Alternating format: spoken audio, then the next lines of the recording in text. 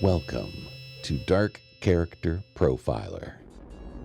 Take a deep dive into the background and personalities of villains from books, video games, manga, and comics. Psychological analysis of some of the most deviant and heinous characters of all time. Now, here's Fulcrum. Gamers. Before he was the king of worms, he was just a high elf. Brilliant, ambitious, and doomed. In part 1, we uncover Mannimarco's descent into darkness, his origins, betrayals, and the first steps toward lichdom. This is the background behind one of Tamriel's most feared villains. Alright everyone, welcome back to another episode of Dark Character Profiler. I'm really excited about today's episode because we've got a special guest joining us. You might know him as the host of Tales of Tamriel or the co-host of the Elder Scrolls Lorecast. Please welcome Lotus of Doom to the show. Hey. How are you doing? I'm good, Fulcrum. Thank you for having me. I've been listening to the show since you let me know you kicked it off. Again, I kind of know you from when you had joined as a Patreon guest on the Elder Scrolls Lorecast, and we have some overlapping interests with the Elder Scrolls. So I, really appreciate you having me on to discuss the topic Elder Scrolls adjacent for this episode. Yes. So today we're just going to talk about Mannimarco I guess he's from Elder Scrolls Online, Daggerfall, and so he's Oblivion? He's in Oblivion, and he's mentioned in Morrowind, but much less prominently. It kind of, as we'll get into, Mannimarco is a long-running villain in the series, and he's kind of got different versions of himself, and his objectives are sort of always the same, at least to a degree, but there's confusion if it's always even the same person or if there's other variants or any of that stuff. So he's a unique character, and at face value, he almost kind of looks like we were discussing earlier, almost like your stereotypical, I don't have a good background story, I'm just an evil villain. But yes, but he actually does have motivations that make sense other than just being evil for the sake of evil. It's just they're marred by the fact that it's really, really just he is the number one character in his own story. So he's the one who kicks it all off, and this is his world of Tamriel. Pretty much. Or yeah. Nirn. Right. It's just, whatever Mannimarco thinks is best is probably what the world should do, regardless of the grand scheme of things. Okay, well, we'll get into, kind of the character profile that you focus on in this show. But when you get into it, it's narcissism runs real high with Mannimarco. Right. I mean, I can definitely see that in a lot of the things that he does. And like we were talking earlier before we started recording, I only know him from ESO or Elder Scrolls Online. Right. So I kind of know just surface level of him. Well, so in the grand scheme of things. Yeah, and to be fair, I guess if you look at it in the timeline, since we can kind of get into it, the timeline of stuff, the Elder Scrolls Online is theoretically, even though it's the most recent and ongoing game, well, not the most recent, but one of the most recent games in the series, right. And it's still ongoing as a live service game, as an MMO. Mm-hmm. It's actually before pretty much everything else in the timeline. So it's a super prequel. So a lot of the stuff that people know of Mannimarco about actually comes after the Elder Scrolls Online, which is the one that you're most acquainted with. So you kind of know more of the background maybe than you think you do with Mannimarco. I guess. So Mannimarco all around is a I guess for lack of a word, he is like a grand necromancer. He's like basically the father of necromancy for the most part. Yeah, like top dog. Yeah, exactly.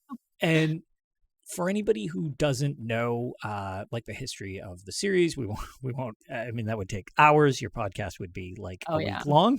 So we'll have to obviously condense things. Yes. But he's known as the King of Worms because, again, whole undead, rotting, stuff like that. But right out the gate, Mannimarco is an Altmer, potentially an Aldmer, which in the series is like the oldest form of elves, which would be like, I guess, the easiest connection to give people that aren't, super adept with just this series specifically. And he, right out the gate, was part of this founding order of mages. We won't get into like all that, but he was, one of the original like grand mages. And unlike some of his counterparts, like a character called Varen Aquilarios, who wanted to stick with growing the idea of magic in the idea of like a school form and like how can we use this in an academic sense, but with restrictions. And Mannimarco kind of didn't like the idea of restrictions, and it was sort of like, well, nothing should be off the table. I should be able to experiment however I want. And because like he kind of, with him starting out the way he did as like one of the higher kind of, I guess, magical beings, he was basically like the first. He started with necromancy and everyone was like, oh God, no. Right. It's sort of one of those things where like as magic was being kind of categorized and organized into how you should teach it to their students and, try to train people with magical aptitude, he came across the fact that it's like, ooh, okay, necromancy, this is interesting. And like, look at all these things I can do. And, oh, this seems like it could have benefits to myself where I can extend my own life, which he successfully does throughout the series. But he definitely gets to the point where other people, like you just mentioned, kind of take notice and they're like, whoa, okay, we can't be experimenting on other classmates or resurrecting the undead. Or dead people. Yeah, exactly. And in his eyes, nothing was really off the table. Like everything was to expand his knowledge, and it's fine. He wants to teach it to others as well. But there was this, basically a moral code was formed as a result of him going down this path. And Varen Aquilarios, who's sort of his like magical counterpart, was like, whoa, okay, no, we need to have restrictions. You can't just do whatever you want all the time and have no moral compass here, which that did not sit well with Mannimarco. I believe in at the very beginning of ESO, necromancy is banned. You couldn't play as a necromancer until, I don't even remember which expansion came out, but that's besides the point. It was 2019 where we had a year called the Season of the Dragon where we went to elsewhere, and like that's where more necromancers started kind of popping up, because in that region of the world of Tamriel and on Nirn, which is the name of the planet that you play the game on, necromancy is a little more of a gray area as opposed to a no, don't do that area. Yeah, and that's where the class came in. Okay, yeah, that makes sense. But other than that, like everywhere else, it was banned. Like, no go. If you do anything, you're done. Pretty much. Very illegal. And funny enough, if you choose to be a necromancer and you're in a major city and you just start summoning the undead, the guards will be all over you because it's illegal. Oh, yeah. And the guards are impossible to kill. Yes, so. in Elder Scrolls Online, they're literally invincible. So you don't really want to do that because that's just straight up outlawed, and they will act accordingly, which is a funny little twist they put into the game. Yes. And fun fact, I mean, whenever I play ESO, that is one of my favorite classes to play. Yep. So... And the worst one to be. No, it's fine. So no, it's just interesting that like he's essentially, I mean, it seems likely that someday something would have brought it to the world, but he was essentially the founder of necromancy. So right out the gate, he's aligned with this, what's considered a very dark art in the series. And honestly, that expands to most fiction, not just Elder Scrolls in general. Oh, yeah. So he started out in this proto-mages guild, pre-mages guild order, right? Yes. And then because of his experimentation with necromancy, he got exiled because Varen Aquilarios was like, I'm going to tell on you. Yeah, pretty much. Since they were like, it's one of those things when they were sort of rivals and equals. Well, Vanis had kind of a moral high ground over him and had, sway over the actual, again, it's not called the Mages Guild just yet, but he has more sway over it. So yes, to your point, this is where Mannimarco is basically exiled, is like, okay, you're a monster, and like we are not okay with this. So he pieces out from essentially organized magery in the series. Right. And that's when he creates, it's called the Order of the Black Worm. Yes, and it's also like the worm cult. Worms are a very strong theme with Mannimarco. I never understood. I never understood that. Like, why is it called? What's maybe the worm I obsession? Missed it. Yes. My thought, so this is kind of like tangentially mentioned, but like I don't think they ever fully explain it in the series. Like, this is why it's called the worm cult or his obsession with worms. It's not quite that cut and dry, but my understanding of it from what they've shown in the series, because the Elder Scrolls is known for not being very clear. It's to mimic our world in a fantasy setting where it's like they like to leave a lot up to debate. Everything is told from the world itself. So you don't have a reliable narrator that's just this omnipotent force telling you how things were. It's always a perspective. Right.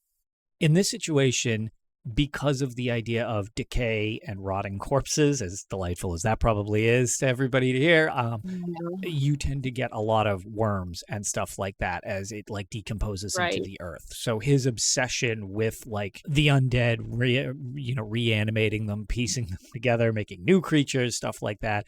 It's just like the connection to decomposition was what I always got out of it. I feel like he could have came up with a better name. Oh, without a doubt. But that's just me. Yeah, no, without a doubt. Mannimarco is a good villain, but Mannimarco's got some pretty lame aspects as well. Yes, he kind of does. Yeah. I mean, he calls himself the King of Worms. The King of Worms, which does not sound super threatening. No, not at all.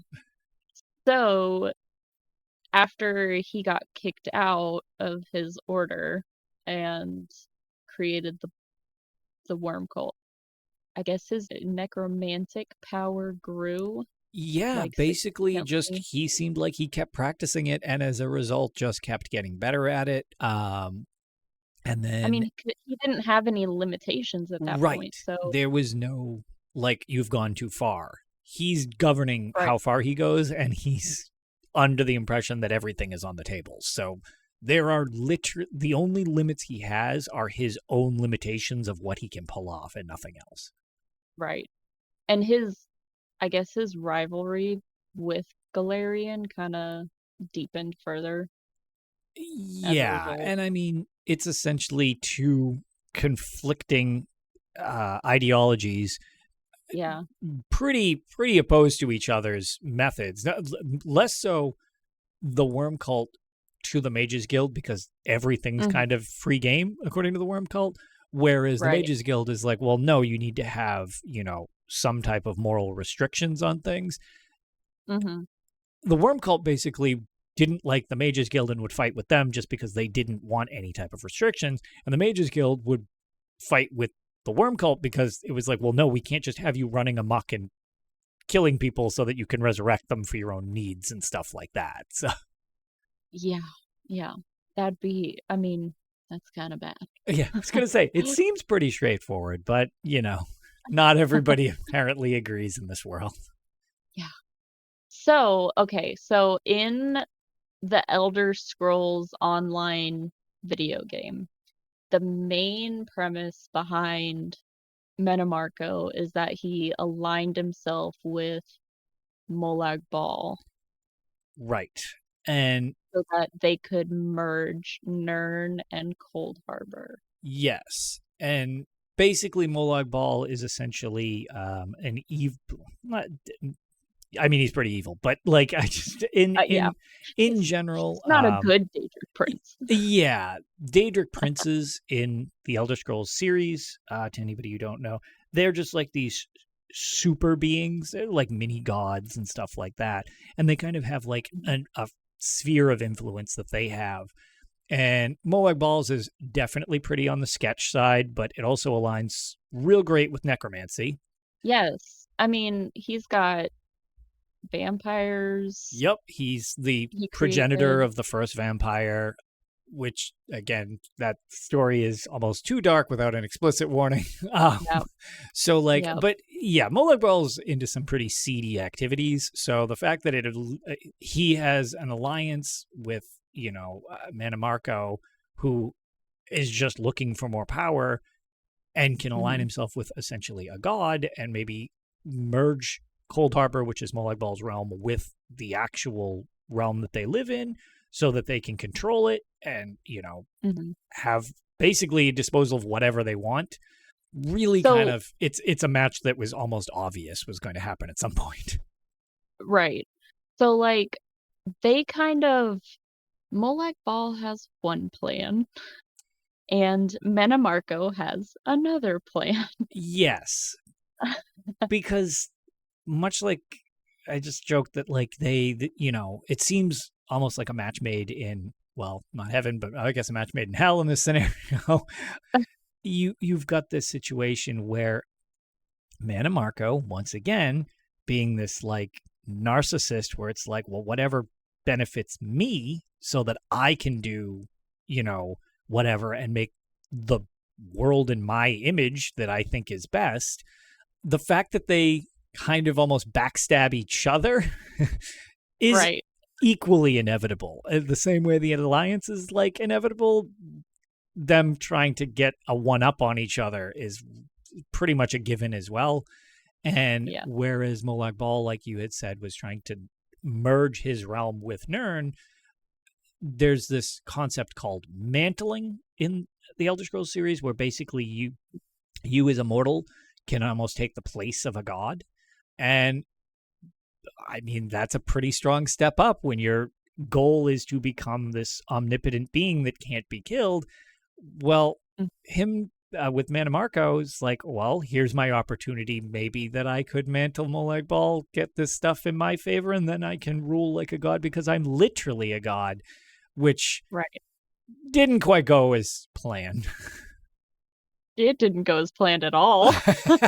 I would say we kind of foiled that for him. Yeah. As part of the storyline, you kind of like put a stop to that whole thing. Obviously, you're fighting Molag Bal and Mannimarco throughout this, and by exposing Mannimarco's side plan, Molag Bal doesn't appreciate that an awful lot.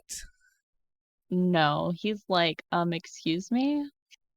What are you planning? Yeah. And, you're funny. What's torture for all eternity, right? Yes. Yep. So essentially, his reign of Cold Harbor never happens, and then he's supposed to be tortured for all eternity. But then somehow he gets out. He does. They never really go too deep into how he is freed. There are some very complicated storyline beats in the Elder Scrolls series, which, again, for the sake of keeping things condensed as a background so we can talk about the personality shortly. Molag Bal has him basically trapped so that he can torture him because that's one of his things, and who's more deserving than somebody who tries to backstab him. Mannimarco gets freed and resurfaces during this event called the Warp in the West, which is sort of almost not worth getting too into because it's very, very complicated. But the long and the short of it is the timeline kind of splits in the series. And Mannimarco comes back. I have one question. Yeah. So would that be considered, and I feel like I know you know where I'm going with this,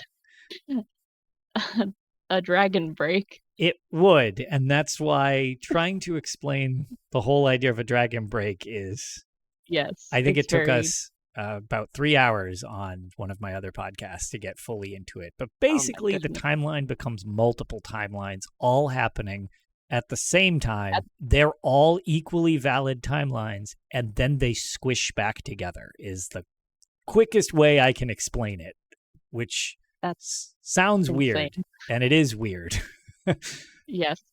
But the idea to it is it was to explain the fact that the Elder Scrolls II Daggerfall, in which we have Mannimarco once again, which he's, at this point, essentially just a straight-up lich. He has been around for, like, hundreds, if not 1,000 years at this point. Right. So before we go any further, I guess we could backtrack a little bit because everything that happens in the Elder Scrolls Online is in the second era. Right. And then this is taking place in the third era. Correct. Which they just kind of break things into chunks of time of major events in the series, and they kind of become eras. And eras tend to be pretty long most of the time. There's no set amount of time, but it's basically defined by major events. Most of them are pretty elaborate in time. Right. And he's now lived through 2 of them, at least. Right, because, I mean, of course, he also claims to have been, around during the Middle Dawn era, which is, but assuming that's true, that's now, he's got a foot in at least 3 eras, even if it was toward the end of it, which is a long period of time. Oh, yeah. So the fact that he's a lich makes sense. That's possibly longer than, what's his name? The dark elf that makes clones of himself. Oh, yes. I was going to say, oh my God, why can't I think of his name off the top of my head? It'll come to me in a second. We can move on. It'll totally come to me in a second. But yeah, he basically has a magical influence extending his life, because even elves who have longer lives in the Elder Scrolls series, they're not eternal. That's not how that works without magical intervention. So there's no normal means that he should still be around. And being a lich, you're essentially undead because you killed yourself and brought yourself back. So that's kind of the prevailing theory to how he still exists. Mm-hmm. And he's on good terms with anybody in the series, but he's got his own little sphere of sort of outlaws, I guess, in the Worm Cult, where he still brings them around. He practices necromancy off to the side. And in the Elder Scrolls II Daggerfall, he actually has some dealings with political parties to get stuff done. One of them asking. Oh, wow. Yeah, one of them is a quest line where he needs one of the royal family's firstborn, which you can only imagine what that's for. And it's just okay, so he hasn't really changed much where he's going since he's resurfaced. And again, it's just by any means to accomplish what he thinks is the best course of action for himself and what he wants to do. So it's just again, it's Mannimarco's world and everyone else is kind of just living in it. Right. So, and that during that time period where we were explaining kind of the timeline splits and then it will eventually converge back, that's kind of explained by the player character's actions in the game, right? Correct. So if you do, and I don't know the game. I got the information from the UESP. Yep. And it is very that's a lot of it is just straight up ripping from the game. The Elder Scrolls II Daggerfall is from the 90s. So yeah, it's definitely a little complicated for people to get into these days. It feels very dated. It's very ahead of its time. It's very impressive, but it's definitely not a game that you can just pick up and play. It's difficult to get into Oblivion, let alone yeah, multiple games before that. Yes.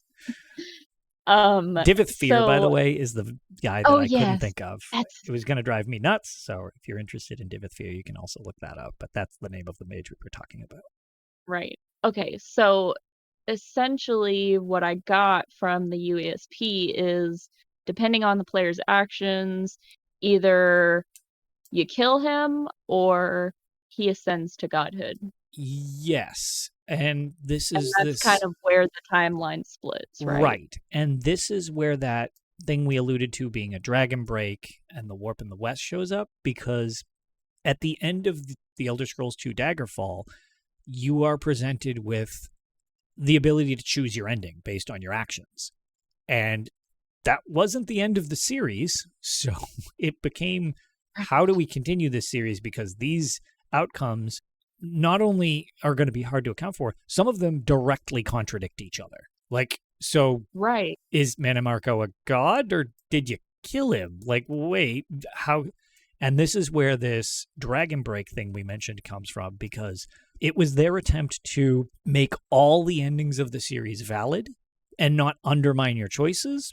But then also, when they squish back together, they can continue the series, because technically any choice was the correct choice. And that's why it gets super weird. Right. And we kind of see that in Skyrim. Yes, you run into that throughout the series, where sometimes it's like you get all these informational bits of like, well, yeah, he died, but also he ascended to godhood. And it's like, wait, what? Like, wait a minute, what?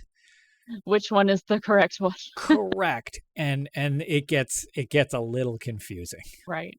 Okay, and you said he was mentioned in Morrowind. I don't know if you wanted to go into that. So he's also briefly mentioned in the Elder Scrolls 3 Morrowind. And when I say briefly, I mean really briefly. Like, I think it's a book, if I'm not mistaken, just saying that, like, the King of Worms is Mannimarco or something like that, because it was sort of like thought that was the same person, but then it's like, oh, no, but he is not a major player during this period of time. Right. So it's just kind of like brought up and just like, yep, he doesn't really play a role in this story. So don't worry about all of that. We're just making sure you know he still exists. And that was right. Like, he's off over here doing something else. Yeah. Who knows what horrible things he's reanimating over there. But anyways, don't pay any attention to that. Here's this other story that you're playing. Like, okay. And then we see him again. So he's quite the recurring villain. Yeah. We see him again in Elder Scrolls 4 Oblivion, which also takes place in the Third Era. Yes, the ending of the Third Era, actually. The Third Era ends basically after this game, and you move into the Fourth Era for the most popular in the series, which is Skyrim. Right. Because the big event, with Mehrunes Dagon and... Right, which is another Daedric prince in the series. Very similar idea of taking over the planet, grand threat and everything like that. But Mannimarco is a major player in the Mages Guild questline, which has now been fully established by this point in the timeline. Mm-hmm. And the long and the short of it is he's basically your main antagonist, leading the worm cult once again. And you essentially like end him in this game. Like, less up for debate. He's just straight up destroyed this time. But he's also... Or is he? Right. And the other thing is, he's also kind of lame in this game. Like... Oh, really? Yes. Seems much less powerful. He seems much more human again. And, like... Interesting. When I mean lame, I mean, like, literally in the same... of, like, wounded lame type of deal. Because he's weakened. He just doesn't seem as impactful. And you sort of just smoke him in this game, like, for lack of a better word. And this is where the theory of, is this the Mannimarco we know, or is this a version of that Mannimarco that's weaker because of the split in time, or is this just a straight up imposter? And that's never fully answered. I was just going to ask, because in the Warp in the West, there are only two outcomes. Either he dies or he becomes a god. Right. So how can he be this defeated, lesser power being? So there's a lot of questions, and this will be the last time we kind of encounter Mannimarco. So, like, there's a lot of questions on the table. Like, okay, was this just one of the versions of Mannimarco? Was this not even Mannimarco at all? Like, was this some other? So you destroy him essentially, but to your earlier joke, like, is he actually gone? I mean, granted, we've only had one mainline entry, like a mainline numbered entry in the series since then. But yeah, at the moment, it seems like Mannimarco's up and destroyed, but it's peculiar how he was just so much weaker than his previous incarnations, it seemed like, in the Elder Scrolls 4. Right. You know what would be interesting, and this is just speculation, but because obviously we're not going to get to play Elder Scrolls 6 until we're like 75. Yeah, at least. But that's a running joke. In case anyone was wondering. Yeah. But very long in production. Yes. With him, so going back to the warp in the West and him potentially ascending to godhood based on your actions, and potentially a second dragon break having occurred during Skyrim, there's still potential for him to come back later. Right. If not in the next game, in later games. That's exactly it. It's not that anybody can come back whenever in the series. People are basically destroyed all the time in this series. Like, death is a thing that can happen, but also there's a lot of magical means in this and high fantasy. And we're talking about literal necromancy as his main form of, magica influence. You can't really count out that he's gone forever, even though it just definitively at the moment it seems like he is. But, only time will tell if that stays the case. Right. Well, I guess we'll have to see, or wait and see for the next million years. Yeah. Emphasis on wait. Yeah. But yeah, so that's kind of like the background to Mannimarco. I hope that wasn't overly wordy, but that at least gives, as simplified as you kind of can be with anything in the Elder Scrolls explanation, so that we can get into kind of your focus, which is the personality of Mannimarco. But without having all of that kind of background, it would be tricky to really get into some of the personality traits that I think are kind of prevalent. Oh, yeah. Yeah, definitely. That's it for part 1, Dark Disciples. We've only just begun to peel back the layers of Mannimarco's twisted legacy. So make sure to return next Tuesday for part 2, where we delve into his personality, crimes, and final analysis. After that, sharpen your axes and prepare your business cards. We're profiling the one and only Patrick Bateman from American Psycho. And coming this May, the Doctor is in. We'll be dissecting the brilliant and monstrous Hannibal Lecter. Until then, stay in the shadows. We want to give a huge thank you to Lotus of Doom for collaborating on this episode of Dark Character Profiler. Your insights, passion, and deep knowledge really brought our discussion to life, and it was an absolute pleasure having you on the show. We know our listeners will walk away with a whole new perspective thanks to you. Hope to have you back sometime soon. Thank you for listening to Dark Character Profiler with Fulcrum. Listen every other Tuesday on Spotify, Apple Podcasts, and Amazon Podcasts.